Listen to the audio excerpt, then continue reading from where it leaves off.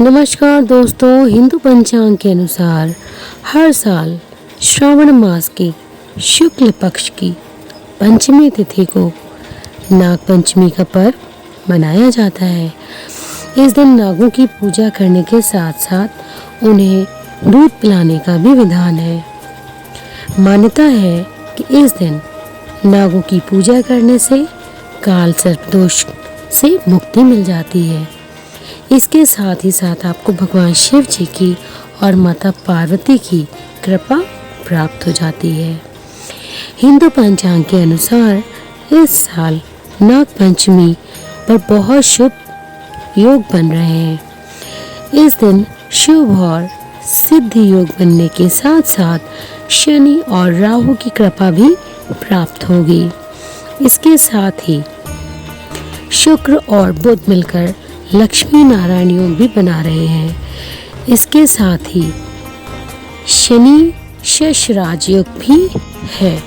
तो इस बार की जो नाग पंचमी है वो बहुत शुभ है।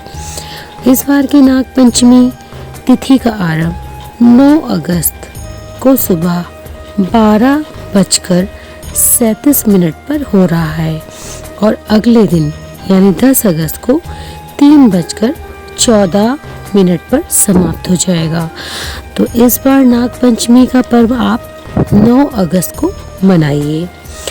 इस दिन आप पूजा का विशेष मुहूर्त, सबसे अच्छा तो मुहूर्त सुबह है, नहीं तो आप 12 बजे भी पूजा कर सकते हैं क्योंकि 12 बजे के बाद ही आरंभ हो रहा है।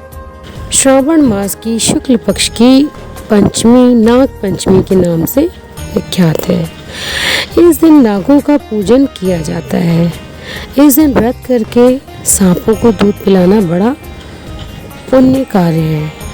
गरुड़ पुराण में ऐसा माना जाता है, बताया गया है, नाग पंचमी के दिन घर के दोनों ओर नाग की मूर्ति बनाइए, पूजन करिए।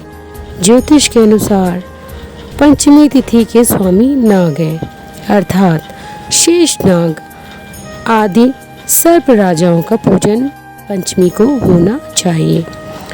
इसके विषय में एक कथा बता दी हूँ आपको। प्राचीन दंत कथाओं में अनेक कथाएं प्रचलित हैं। उनमें से एक कथा इस प्रकार है। किसी राज्य में एक किसान रहता था। किसान के 2 पुत्र तथा 1 पुत्री थी। एक दिन हल चलाते समय सांप के 3 बच्चे कुचलकर मर गए। जब वो किसान जो था हल चला रहा था उस समय उसके द्वारा सांप के 3 बच्चे कुचलकर मर गए। नागिन पहले तो बहुत विलाप करती रही, बहुत रोई, फिर संतान के हत्यारे से बदला लेने के लिए चल दी। रात्रि में किसान ने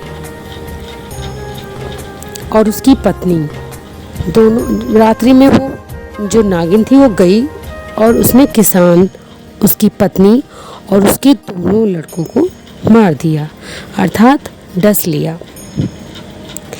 अगले दिन नागिन किसान की पुत्री को डसने के लिए भी गई तो किसान की पुत्री ने नागिन के सामने दूध से भरा कटोरा रखा और हाथ जोड़कर क्षमा मांगने लगी। कहने लगी, हे नागिन देवी, मुझे माफ़ कर दो। मेरे पिता से जो गलती हुई है उसके लिए उनको भी क्षमा कर दो। उनको उसका फल मिल गया है।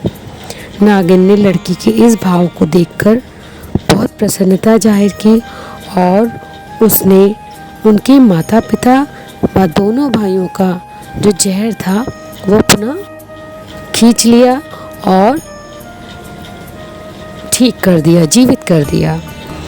उस दिन श्रावण यानी सावन शुक्ल की पंचमी तिथि थी।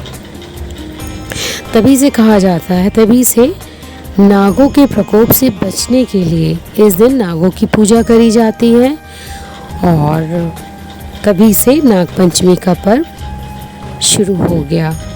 तो इस दिन नागों के लिए अपने सच्चे भाव से, मन के भाव से दूध अवश्य रखिए। वो पिए ना पिए, लेकिन आप उनके निमित्त यानी उनके नाम से दूध कटोरी में निकाल के रख दीजिएगा।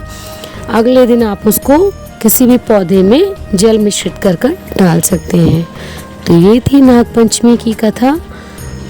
नागपंचमी की सभी को हार्दिक शुभकामनाएं। तो वीडियो को ज़्यादा से ज़्यादा शेयर करिएगा, क्योंकि नागपंचमी की कथा सबको नहीं पता होती है। और फ्रेंड्स और रिलेटिव्स में शेयर करिएगा। और यदि मेरे चैनल को सब्सक्राइब नहीं किया है तो मेरे चैनल को सब्सक्राइब कर लीजिए, क्योंकि ऐसी ही वीडियो मैं डेली बनाती रहती हूँ। और मिलती हूँ एक अन्य वीडियो के साथ। तो तब तक के लिए Radhe Radhe and happy Nagpanchami to all of you.